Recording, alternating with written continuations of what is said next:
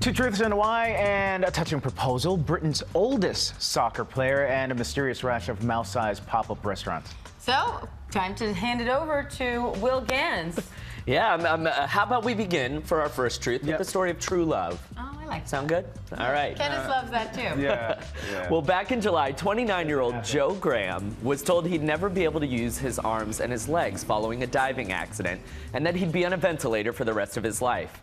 But while he was in ICU, he also found out that his girlfriend Tonya was pregnant with their child, and that happy news inspired Joe to work extra hard with his rehab team until he was able to do that right there, propose on bended knee without a ventilator to his girlfriend. She said yes, and Joe is now in his last month of rehab. Oh, that's so cool. sweet. Isn't that amazing? He was, told basically that he would be bedridden and on a ventilator, and then he found out that he was starting a family and worked Nothing like extra love to motivate you, I guess. Nothing like love to motivate.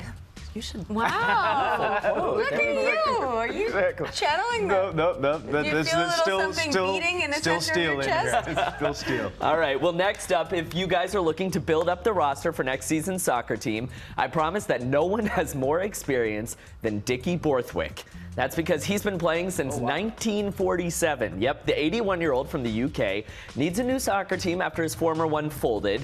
He's willing to travel anywhere in his county and says that he's still pretty fast on the soccer field. In fact, he's been invited to join a walking soccer team with other people his age, but he declined that invitation because apparently that's, not his speed. He's got the need for speed. And he can He's plank. got some wheels, huh? Yeah, he's got some.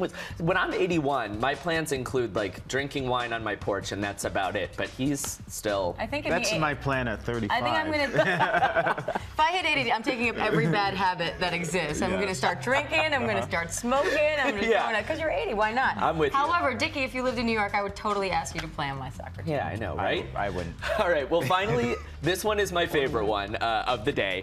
I'm not even gonna ask why. Just enjoy these tiny mouse restaurants that have started popping up in a town in Sweden. The stores are roughly 25 by 12 inches and are fully functional. And I know what you're thinking. Is that actually a real baguette in the window that you're seeing back there? No, it's just nuts that look like baguettes. They're so cute.